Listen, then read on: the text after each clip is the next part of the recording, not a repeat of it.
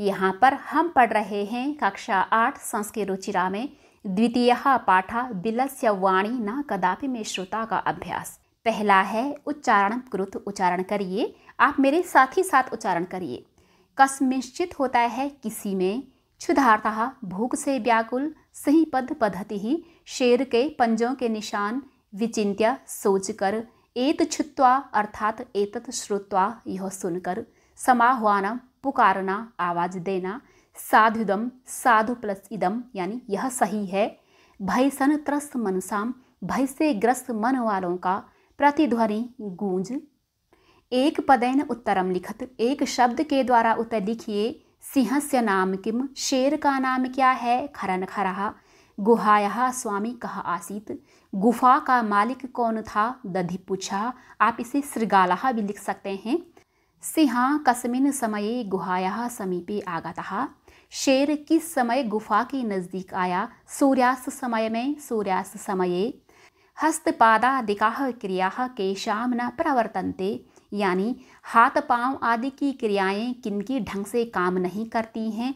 भय से ग्रस्त मन वालों की, अर्थात भयसन त्रस्त मनसाम। गुहा कैन प्रतिध्वनिता, यानी गुफा किसके द्वारा या फिर किससे गूंजी? शेर की जोरों की गर्जना से, सिंह से उच्च गर्जनैना। अब है पूर्ण वाक्येन उत्तरत, पूर्ण वाक्य के द्वारा उत्तर दीजिए।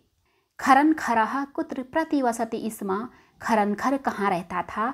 किसी जंगल में। कुत्र की जगह हम लिखेंगे कस्मिंश्चित वने, बाकी सारे वर्ज कॉपी होंगे और यही सब में चलेगा। खरन खरहा कस्मिंश्चित वने प्रतिवसति स्म, यानी खरन खर किसी जंगल में रहता था। महतीम गुहाम दृष्ट्वा सिंह किम अचिंत्यत, बड़ी सी गुफा को देख करके शेर ने क्या सोचा? शेर ने सोचा कि अवश्य इस गुफा में रात्रि में कोई जीव आता है, इसलिए यहीं चुपचाप बैठ जाता हूँ।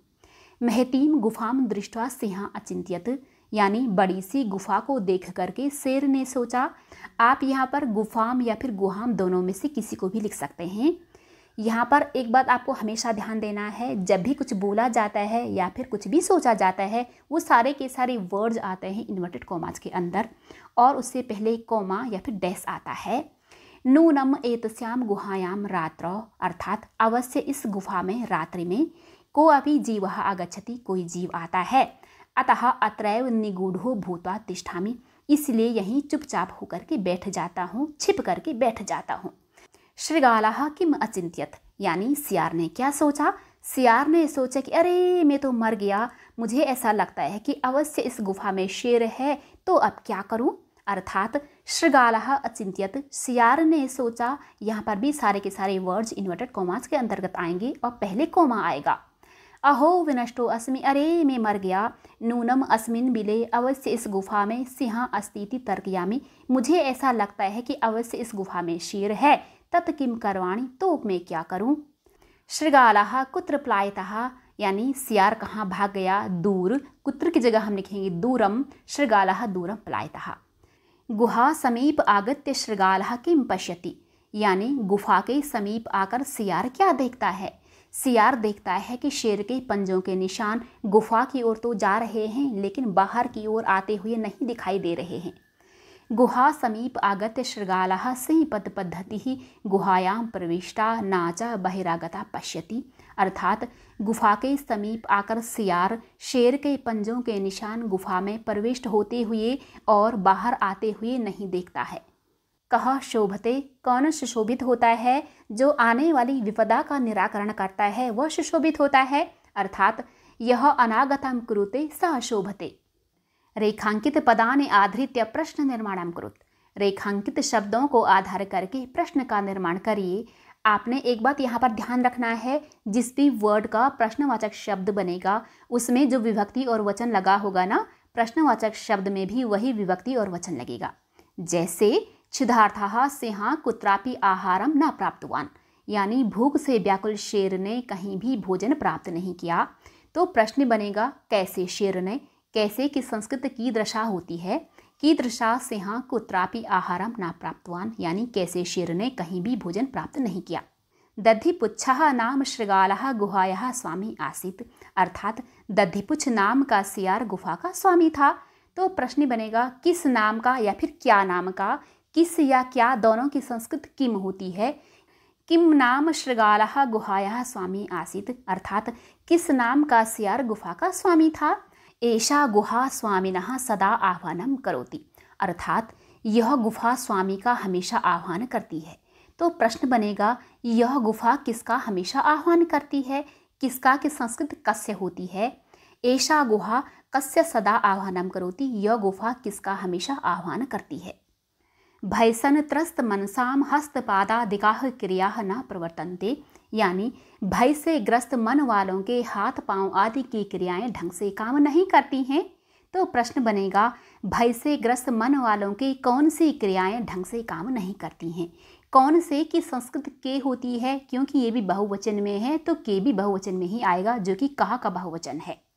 भयसन त्रस्त मनसाम, यानी डर से ग्रस्त मन वालों के कौन सी क्रियाएं ढंग से काम नहीं करती हैं। आह्वानेन शृगालः बिले प्रविश्य सिंहस्य भोज्यं भविष्यति, अर्थात पुकारने से सियार गुफा में प्रवेश होकर के शेर का भोजन हो जाएगा। तो प्रश्न बनेगा बिले को लेकर के, बिले का अर्थ होता है गुफा में, तो प्रश्न बनेगा कि कहाँ या फिर कहाँ में। तो कहाँ की संस्कृत कुत्र होती है, यहाँ पर आप कस्मिन भी लिख सकते हैं, दोनों की संस्कृत कहाँ ही होती है। आह्वानेन शृगालः कुत्र प्रविश्य सिंहस्य भोजन भविष्यति, यानी पुकारने से सियार कहाँ प्रविष्ट होकर के शेर का भोजन हो जाएगा।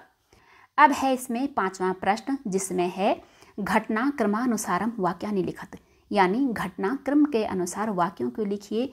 आपकी बुक में जो सेंटेंस पहले आया है उसको आपको पहले लिखना है, जैसे जैसे सेंटेंसेस आते जाते हैं उनको लिखते जाना है उसी क्रम से, और लास्ट में जो सेंटेंस होगा सबसे लास्ट में आपको वही लिखना है। यहाँ पर इसका क्रम है, सबसे पहले इसमें गा वाला सेंटेंस है, परिभ्रमण सिंह क्षुधार्ता जाता, यानी घूमता हुआ शेर भूख से व्याकुल हुआ। अब जो है खा वाला है, सिंह एकाम महतीम गुहाम अपश्यत, शेर ने एक बहुत बड़ी गुफा देखा। अब है इसमें क वाला, ये गुहायाः स्वामी दधिपुच्छः नाम शृगालः समागच्छत, यानी गुफा का स्वामी दधिपुच्छ नाम का सियार वहाँ आया। अब है छा वाला सेंटेंस, ये वाला, गुहायाम को अपि अस्ति इति शृगालस्य विचारा, यानी सियार का विचार है, सियार को ऐसा लगता है कि गुफा में कोई है। अब है इसमें घा वाला, ये दूरस्थाः शृगालः रवं कर्तुमारब्धा, अर्थात दूर स्थित होकर के सियार ने आवाज़ निकालना शुरू किया। अब है गांव वाला, ये सिंह शृगालस्य आह्वानं करोत, शेर ने सियार का आह्वान किया, सियार को जोरों से पुकारा। अब है इसमें लास्ट में चा वाला सेंटेंस, ये दूरम प्लायमानः शृगालः श्लोकम पठत, दूर भागते हुए सियार ने श्लोक पढ़ा। अब है इसमें यथा निर्देशम उत्तरत, अर्थात यथा निर्देशम उत्तरत, निर्देश के अनुसार उत्तर दीजिए। एकाम महतीम गुहाम दृष्ट्वा सह अचिंत्यत, यानी एक बहुत बड़ी गुफा को देख करके उसने सोचा। अस्मिन् वाक्ये कति विशेषण पदानि संख्या सह पदानि अपि लिखत, यानी इस वाक्य में कितने विशेषण के पद हैं, संख्या के साथ पदों को भी लिखिए। तो यहाँ पर दो विशेषण के पद हैं। सबसे पहले आप ये जान लीजिए, विशेषण वो पद होते हैं जो कि संज्ञा या फिर सर्वनाम की विशेषता बताते हैं। यहाँ पर संज्ञा है गुहा, यानी कि गुफा, गुफा की विशेषता बता रहे हैं एकाम महती, यानी गुफा कैसी है, एक है और बहुत ज़्यादा बड़ी है। तो ये दोनों हो गए यहाँ पर विशेषण के पद। तो हम यहाँ पर लिखेंगे, कति की जगह हम द्वे लिखेंगे, क्योंकि ये दो हैं। द्वे जो है ना, ये नपुंसक लिंग के लिए आता है, और यहाँ पर विशेषण पदानी है, क्योंकि बहुवचन में पूछ रहे हैं ना कि कितने हैं, तो हमें दो में आंसर देना है। तो हमें यहाँ पर ना विशेषण पदे लिखना है, और दो के साथ जो वर्ब यानी कि क्रियापद यूज किया जाता है वो होता है स्तः, अर्थात अस्मिन् पदे द्वे विशेषण पदे स्तः एकाम महतीम च, एकाम और महतीम। अब जो है इसमें खा वाला देखिए, तद हम अस्य आह्वानं करोमि, तो मैं इसका आह्वान करता हूँ, इसको पुकारता हूँ। अत्र अहम इति पदम कस्मै प्रयुक्तम, अर्थात यहाँ अहम इति शब्द किसके लिए प्रयोग किया गया है। अहम का अर्थ होता है मैं, तो ये किसके लिए बोला गया है, शेर के लिए, कि मैं जो है इसका आह्वान करता हूँ शेर के लिए। तो यहाँ पर आप जो है ना कस्मै की जगह लिखेंगे सिंहाय, और यहाँ पर आप खरन खराय भी लिख सकते हैं, क्योंकि शेर का नाम खरन खर है इसीलिए। अत्र अहम इति पदम, यानी यहाँ अहम नामक शब्द सिंहाय या खरन खराय प्रयुक्तम, यदि त्वम माम न आह्वयसि अस्मिन् वाक्ये कर्तृपदम किम, अर्थात यदि तुम मुझे नहीं पुकारोगे, इस वाक्य में कर्ता का पद कौन है? कर्ता क्या होता है? जो काम करता है। तो कौन काम कर रहा है? तुम, यानी कि त्वम।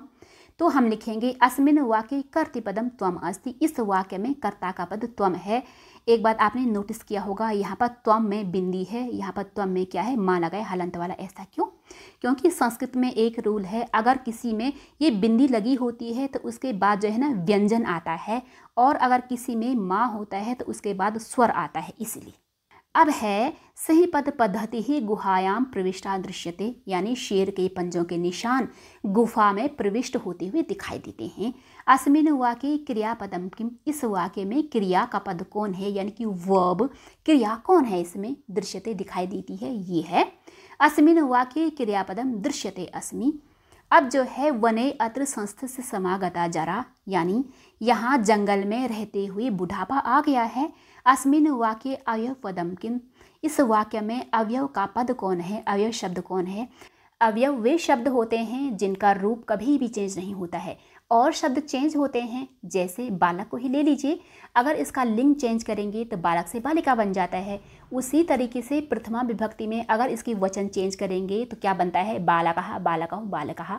उसी तरीके से अलग अलग विभक्तियों में भी इनके रूप वचनों के अकॉर्डिंग अलग अलग बन जाते हैं। लेकिन अवयव वे शब्द होते हैं, इनको चाहे किसी के साथ भी लगाओ, इनका फॉर्म हमेशा एक जैसे ही रहता है। अब जो है यहाँ पर कौन है? अत्र मिस यहाँ, तो यहाँ पर अत्र है अवयव शब्द। अस्मिन् वाक्ये अवयव पदम अत्र अस्ति। यहाँ पर भी सारे के सारे अवयव पद हैं, जो कि 7वां क्वेश्चन है हमारा। मंजूषातः अवयव पदानि चित्वा रिक्त स्थानानि पूरयत, मंजूष से अवयव पदों को चुन करके रिक्त स्थानों को पूरा करो। जो ये बॉक्स है ना, उसे बोला जाता है मंजूष। तो मंजूषातः का अर्थ होता है बॉक्स से। इसमें तहसील प्रत्यय लगा है, हालांकि ये यहाँ पर बताने की चीज़ नहीं है, लेकिन फिर भी आपको ये आना अति आवश्यक है। एकस्मिन् वने कश्चन व्याधः जालं विस्तीर्य दूरे स्थितः, अर्थात एक जंगल में कोई शिकारी जाल फैला करके दूर खड़ा था। क्रमशः आकाशात् सपरिवारः कपोतराजः नीचः आगच्छत्, अर्थात धीरे धीरे आकाश से, आसमान से परिवार के साथ कबूतर का राजा नीचे आया। अब जो है यदा कपोतः तंडुलान अपश्यत, जब कबूतरों ने चावल के दानों को देखा, तदा तेषाम लोभ हो जाता, तब उनका लोभ जागृत हो गया। परम राजा सहमता नासीत, परंतु राजा सहमत नहीं था। तस्य युक्ति ही आसीत यदि वने को अपि मनुष्य नास्ति, उसकी युक्ति थी, यानी कि उसका ऐसा मानना था कि यदि जंगल में कोई मनुष्य नहीं है, तर्हि कुतः तंडुलानाम संभवः, तो कहाँ से चावल के दाने संभव हैं। यहाँ पर इन्होंने डॉट डॉट लगाना भूल गए हैं, यहाँ पर तर्हि आना चाहिए। तर्हि का अर्थ होता है तो। परम राज्ञः उपदेशम अस्वीकृत्य कपोतः तंडुलाम खादितुम प्रवर्ता जाले च निपतिता, अर्थात परंतु राजा के उपदेश को ना मान करके कबूतर चावलों को खाने के लिए प्रवृत्त हो गए और जाल में गिर गए, यानी कि फंस गए। अतः उक्तम सहसा विधिता न क्रिया, इसीलिए कहा गया है कि अचानक ही काम नहीं करना चाहिए, सोच समझ करके काम करना चाहिए।